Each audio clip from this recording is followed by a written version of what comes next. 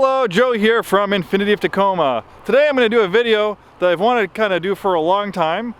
We kind of had the right inventory plus a donor vehicle to kind of go over the evolution of the INFINITI product, specifically the G series. We have an 05 G35 over here and how it evolved into the Q50 that we have today. You know, the G35 and the Q50 is really the heart of the INFINITI product line. You know, crossover SUVs are big sellers for us and for a lot of manufacturers these days. You know, we have the X50 here and we have the QX60, which is a third row crossover. Those are really big sellers right now, but the kind of the spiritual vehicle for INFINITI, the core product that kind of put INFINITI back on the map, is the G series and the Q series, because way back in the early 2000s, INFINITI wasn't doing well. We had, you know, our products were kind of getting stale. Most of the INFINITI products that you were buying were merely just, you know, rebadged Nissans. You had the i35, which is a rebadged Maxima. You had the QX4, which is kind of just a rebadged you know, INFINITI Nissan Pathfinder. But the G35 Coupe and Sedan were a little bit different. There was no other Nissan product they could really compare the G35 Coupe and Sedan to. Actually, there's one you could.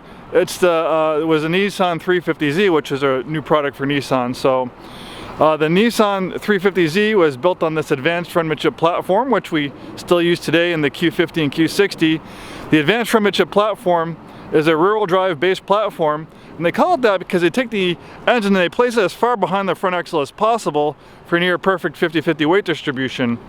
Back in you know, in the days of the G series, it had really great weight distribution. I think it was like about 52% front and 48% rear. And the INFINITI engineers, they preferred that because under acceleration, the weight's going to transfer to the back, so that, you know, extra 2% of weight in the front is going to transfer to the rear wheels. So the INFINITI engineers figured that 50-50 wasn't perfect. The optimum weight distribution was 52-48. So we have this amazing advanced front midship platform, and then they based the G35 Sedan and Coupe on it, and it was a big hit.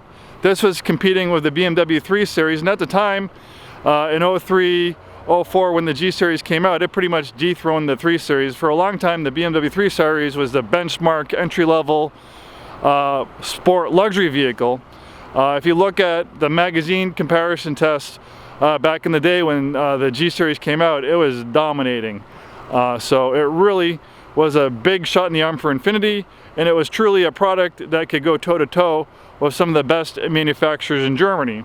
But obviously things changed. The G series had to get improved. You know, this is actually my car. I bought it about a year ago. And me being a 16-year veteran of INFINITI, it has a lot of meaning to me, which I'll get, and this is a really rare car, which I'll kind of get to a little bit later in the video. So we have the G series. This basically the body style was made from 2003 to 2006. From 03-04 it stayed pretty much the same. In 2005 it got a little bit of a facelift on the inside and outside, and then in 2007 it got completely redesigned, and they went to the G35 G37 / Q40 platform, which is this one. This particular one's a 2015 Q40, which is the last model year they made the Q40. It was actually sold side by side to the Q50, which ended up replacing the Q40 / G37. The Q50 is still built on the same advanced front midship platform as the G37 and the G35, so they do still have a lot in common. This was really a very popular product for us. Really nice looking vehicle, and it was definitely a well-received product for us, and we're happy that we had this vehicle in our lineup for a long time. So basically, this body style of the G35 was made from 2007 to 2015. In 2014, INFINITI confused a lot of people and they rebadged all their vehicles. So they made all the Infiniti cars start with Q, and all the Infiniti SUVs and crossovers begin with QX50. So pretty much the G37 sedan was renamed to Q40, and that's really the only thing that changed, was just a name. And they sold it alongside the Q50. The Q50 kind of represented a shift in the model names. In 2014, they had the Q50 come out as a brand new product, and the Q has some meaning to Infiniti, like the Q45 was one of Infiniti's first products, and when we had a new leader at Infiniti, he wanted to kind of go back to Infiniti's roots, and that was kind of the justification of naming all the products with either Q or QX50. I don't know if it worked. You know, the G had a lot of brand recognition, the FX had a lot of brand recognition, so throwing all those names out, I don't know if it was the greatest idea, but that's what we're still doing. In 2021, we're using the QX50, so I think that that's gonna stay the way it is. So basically, this body style of the Q50 was offered from 2014. Then in 2018, it got its first you know, significant facelift. So over here we have a 2018 Q50 Red Sport, and as far as this styling goes, this is pretty much current to what you get in a 2021 Q50. 2018 and 2021, they did change packages, they shuffled around options, they changed colors, and they added a few things like Apple CarPlay. They improved the display, the resolution on the displays. It has minor updates, but pretty much from 2018 to 2021, the Q50 is going to look very similar. All right, here we are inside my 2005 G35 sedan, and this car has a lot of meaning to me. I've been with Infiniti a little over 16 years. So, you know, I was selling these and driving these around when they were brand new, and I bought this one about a year ago. Someone had it and really loved it. Unfortunately, they passed away, and the family didn't want to keep the vehicle anymore because it reminded them of their deceased, you know, loved one. So they brought it and sold it to us. And then I saw this car, and I absolutely fell in love with it. It's been so long. It's been so long since I've seen another G35 like this, and the reason why it's rare is because it has a 6-speed manual transmission. Back in 2005, this is kind of like the equivalent today of the Red Sport 400. This was the most high-performance Infiniti you know, sedan that you could get. 6-speed manual transmission, sport-tuned suspension. You had a viscous limited slip differential. A nice upgraded wheel and tire package, nice perks like that. So it really is a fantastic product, and it has a lot of meaning to me. This is almost priceless. I mean, you could probably pick one of these up if you could find one for around 10,000, but if someone offered me 20 or 30,000 for this, honestly, I don't think I would sell it. It really has that much meaning to me. I really love the Infiniti brand, and this is a car I'd like to keep, you know, my whole life. I'd like to see myself 20 or 30 years from now still having this car in my garage, and it really being a true classic, because I think this will be a future classic. This one only has it's about to turn 80,000 miles, pretty low mileage for a 2005. Amazing 6-speed gearbox. In fact, you know, being built on the 350Z platform, this is virtually a 4-door luxury version of a 350Z, and it really is a lot of fun to drive. In 2005, they did the first facelift and revision of the G series, so they made some revisions to the outside, they made some revisions onto the interior, but more importantly, the engine gained more horsepower. When you got the G35 with the 6-speed manual, the 04 and 03 one made 260 horsepower in the sedan. In 2005, if you got the automatic G35 sedan, it got bumped up to 280 horsepower, but if you got the one with the 6-speed manual, it got bumped up to 298 horsepower. So that's almost 300 horsepower. In fact, that's the amount of horsepower, right, you know, that the Q50 3.0 turbo makes. Of course, not the Red Sport 400, but pretty impressive. You know, 15 years ago, this was, you know, pumping out 300 horsepower. Obviously, it's not a fancy twin turbo engine like the new the new VR30, but this 3.5 liter V6 is a fantastic engine. Unfortunately, a 6-speed or manual transmission in general is no longer available on any Infiniti product. You know, as great as manual transmissions are, there's something to be said about that mechanical connection that you have. I absolutely love shifting gears. It's a great gearbox. It's very satisfying for me to feel the shifter, to have that connection with my car. But the reality is that, you know, automatic transmissions are so good, they're more efficient, and they offer better performance than comparable manuals. So that's why we're seeing them start to go away. Some cool features on the G35 that you don't find on newer Infinitis. One is the tilt gauge cluster. So you can see that the whole gauge cluster goes up and down with the steering wheel, and the reason why they do that is so that the steering wheel won't obstruct the gauges. Eventually, this is something that they did away with in the Q50. I think it just cost too much money to manufacture and added more complexity to the vehicle, and then Infiniti just didn't see the added cost to do this was worth it for, you know, the selling points it had for potential consumers. So unfortunately, that went away. Going to this body style we had for the G35, the G37, and the Q40.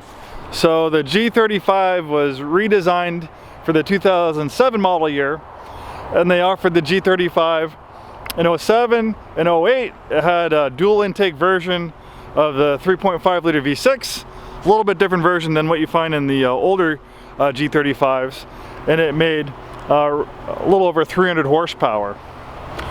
Then in 2009, they increased the size of the VQ series engine, so it went from 3.5 liters to 3.7 liters, and the horsepower went up to about close to 330 horsepower.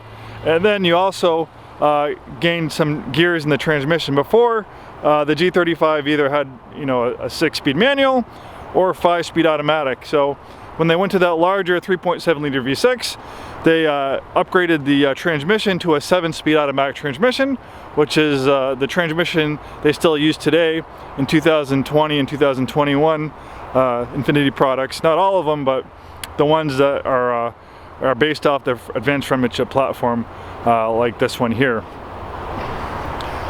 In 2010, they gave the G37 a little bit of a facelift, restyled the rear, they restyled the front a little bit, and aside from that, after 2010, we didn't really see that many updates to the G37.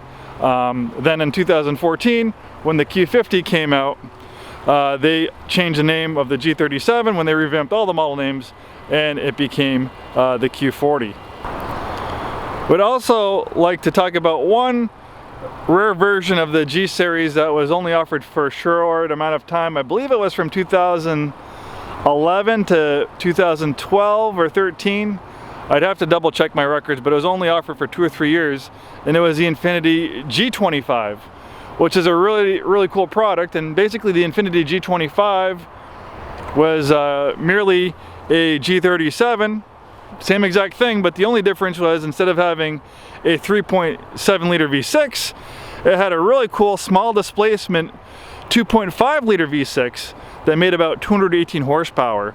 A really cool engine, and it was a really cool entry-level price point for this product, but we didn't sell enough of them, so eventually it got dropped. And incidentally, that 2.5 liter V6 is actually a pretty popular engine in the Japanese Infiniti products, but in Japan, a lot of the Infiniti products are sold as Nissans. Like, if you go to Japan, you'll see this, they'll have a Nissan badge, and it'll be called like the Nissan Skyline 350 GT or 250 GT, depending on the engine it has. So, really cool history on the G series. Then in 2014, we had the Q50 come out, and the Q50 was pretty much a big leap in design. As you can see, it kind of the G37 was an evolution of the G series. They kind of made it a little bit more curvier, but kind of the proportions, the way it looks is you know, somewhat similar. You can kind of see it follows the same theme. But with the Q50, they kind of went to the more modern design theme we see today in our newer, Q50s. You can kind of see the lights, the contours on the hood are a little bit more like what you get on these brand new 2021 QX50s and other products that we see, like the Q60. So when the Q50 first came out for 2014, there were two engines available. You could either get the 3.7 liter V6, the same 3.7 liter V6 that you could get in the G37, or they had a hybrid version, or direct response hybrid system. It was pretty cool. That paired the 3.5 liter V6 to a 60 horsepower hybrid system for a combined output of 360 horsepower. Those Q50 hybrids are rare. We didn't sell a lot of them. 2018 was the last year they offered the Q50 hybrid. And incidentally, actually, we have a Q50 hybrid in stock, one of, I think, 5 2018s for sale in the whole entire country. Love to do a video on that pretty soon. It wasn't cleaned up and it had some body work, so I didn't want to include it in this video just because it wasn't looking the greatest. So you had the 3.7 liter V6 and the Q50 hybrid. Then in 2016, which this is actually a 2016 model, Infiniti had a bunch of new engines come out. So the big news was the new VR30 twin turbo V6. The VR30 twin turbo V6 is an evolution from the VQ series that we find in the older Infiniti products. But the VR30 V6 has twin turbos, direct injection, and either makes 300 horsepower, or if you get the Red Sport version, it makes 400 horsepower. So it has two small turbochargers. You have one turbocharger for each bank of cylinders. The reasoning behind that, rather than just having one big turbocharger, having those small turbochargers, they spool up quicker, so you get better performance and less turbo lag. So this is pretty much the same, pretty much exactly is the same engine that you'll find in 2021 and 2020 Infiniti products. For a little while, from 2016 to I think 2019 might have been the last year, they offered an entry-level engine. It was a 2-liter turbocharged 4-cylinder engine, and they offered that in the Q50, Q60. That's also the same engine that you'd find in the QX30. It's actually a Mercedes-sourced engine. That 2-liter 4-cylinder engine is pretty rare. It was kind of like the entry-level version of the Q50. That engine makes about 208 horsepower and 250 pound-feet of torque. So here we have a 2018 Q50 Red Sport. So for 2018, the Q50 got its first major facelift. You can see this is a Q50 Red Sport. That's a Q50 Sport. The Sport and Red Sport are going to look very similar as far as the design goes. The Sport versions of the Q50 have a little bit more sporty styling, especially in the front fascia. But you can kind of see, look at this one, the headlight design. You kind of have the two-tone coloring in the bottom of the bottom of the bumper versus the look over here on the Q50 Sport. A little bit different design.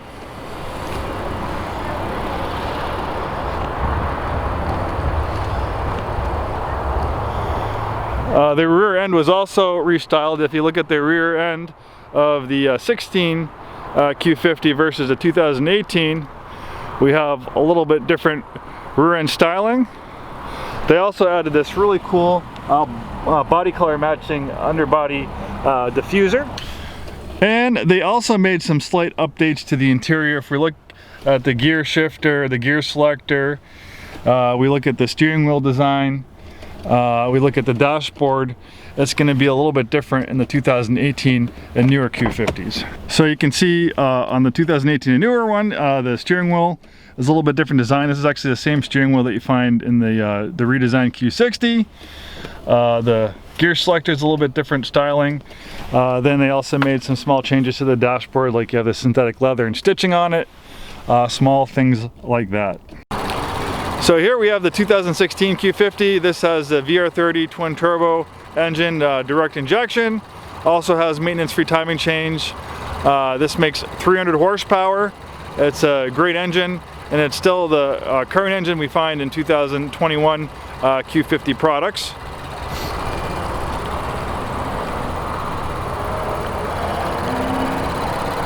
Then over here we have the VR30 engine, but this is the Red Sport 400 version. Obviously, just by a glance, the 400 horsepower engine, looking at it in the engine bay versus the 300 horsepower, really doesn't look that much different, but it's the guts, the inside mechanical parts that makes that extra 100 horsepower. They have a different blade design on the turbos, where the turbos on that one are able to spool up to about 150,000 RPMs. The turbos on these are able to spin up to 220,000 RPMs.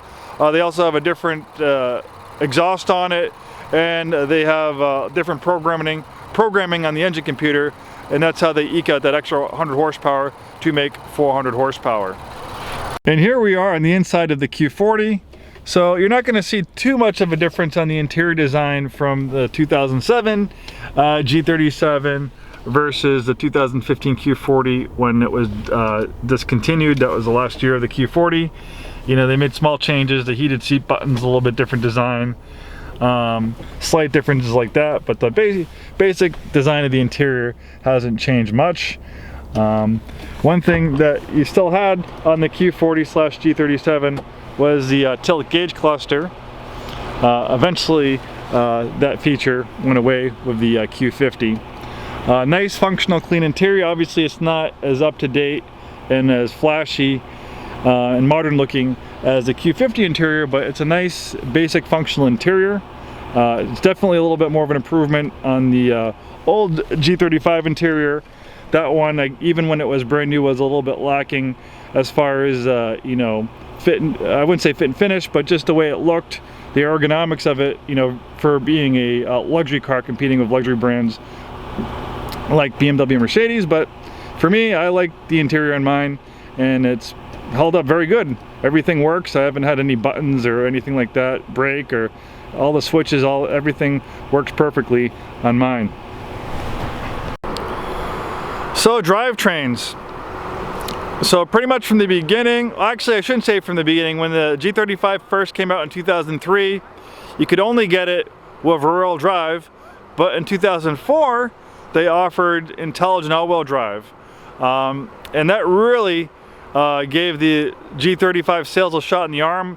When I first started working for Infiniti, I worked at Infiniti of Boston, and in the Boston climate in the Northeast you have a lot of snow. So a lot of times people are kind of nervous about buying rear-wheel drive vehicles. So having the ability to have all-wheel drive on a car like this, that really boosted sales, and we really started selling the G35s and most exclusively all-wheel drives.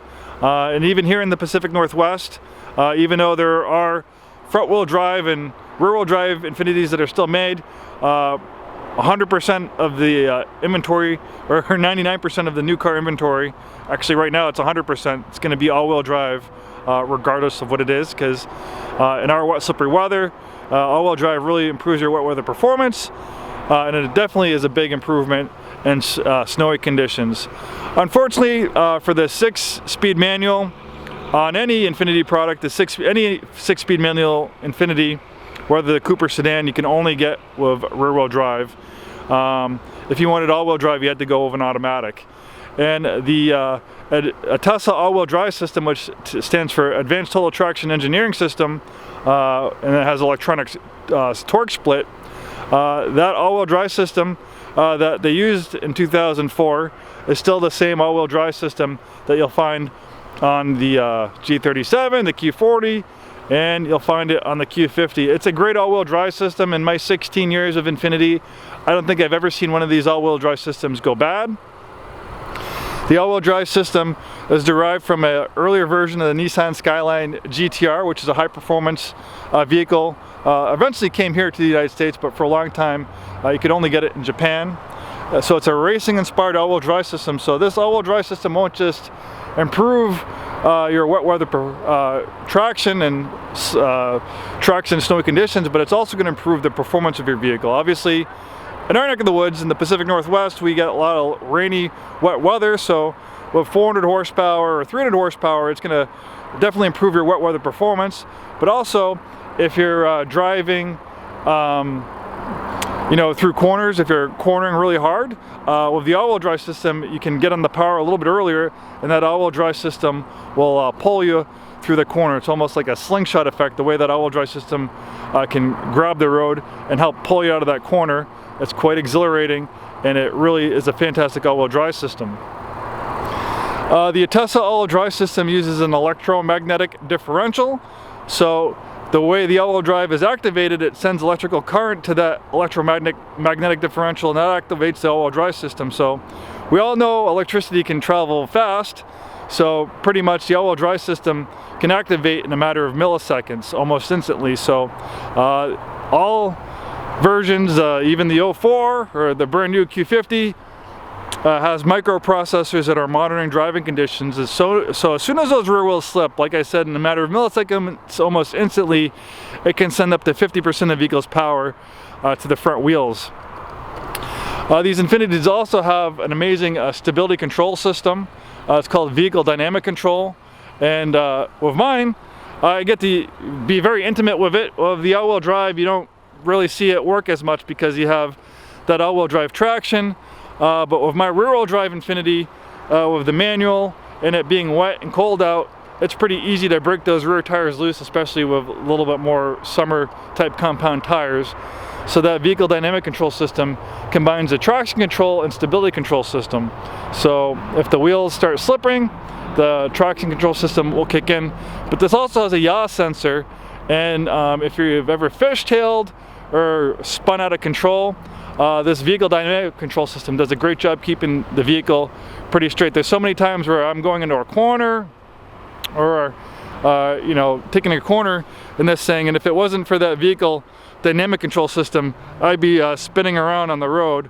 But it kicks in and it straightens the vehicle right out. So it does an amazing job keeping the vehicle on the road. And of course, if you do want to get tail happy, you can completely shut down the vehicle dynamic control. Some car manufacturers, they don't completely release you from those electronic nannies, but the nice thing about Infiniti, it does. You can shut off that vehicle dynamic control, and if you want to do donuts, fishtail, drift, it will let you do that. So in closing, maybe you might be wondering what would be the best Infiniti for you. Maybe you're thinking about getting a newer Q50, or you're thinking about getting an older G37 or G35.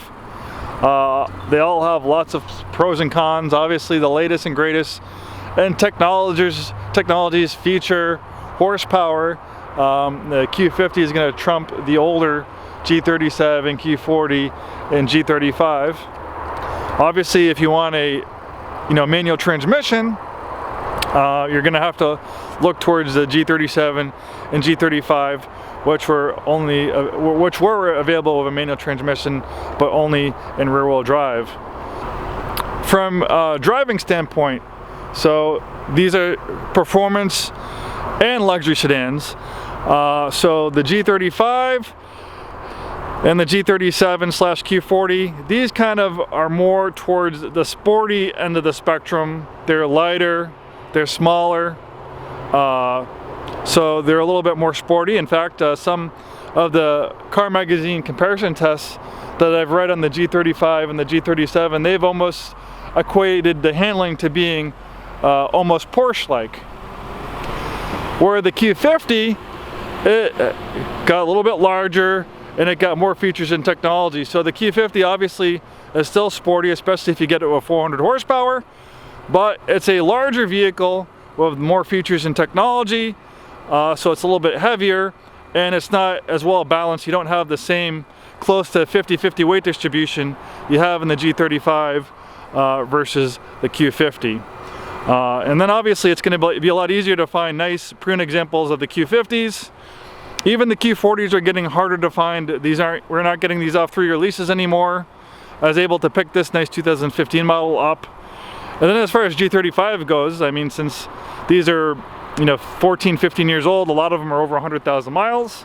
And the last retail example that we had was this one, which I instantly bought. And this is a unicorn with a 6-speed manual transmission. I could go another 5 or 10 years working at this Infiniti store and maybe not see another. And again, that's why this car has so much meaning to me, and that's why I love it so much, and that's why, like I said before, if someone offered me $20,000 or $30,000, I probably wouldn't sell it, because it's an irreplaceable car to me. This is a Infiniti time capsule. It really is a beautiful automobile, and I love Infiniti. I loved Infiniti back in 04 and 05 when I started, you know, when I started working for the Infiniti brand, and I still love it today. Going into 2021, we have some cool technology and products, and the spiritual successor to my G35 is still a great product, and they've modernized it, pumping out 400 horsepower and an absolutely beautiful body. That's the other thing, you know, as good as the G35 looks, I really can't compare it to the styling and look of the Q50. If you look at the design, the contours and the hood, they really did a beautiful job. I think it's probably one of the best looking sedans on the road. Thanks so much for taking the time today to watch this video. It's hard to cover everything in this video, but click the subscribe button. I'm always uploading new videos. If you have any questions, please post in the comment section.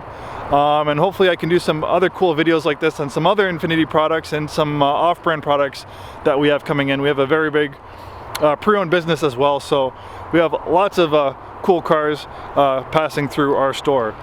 Have a wonderful day. Thanks for watching, and hope to see you soon.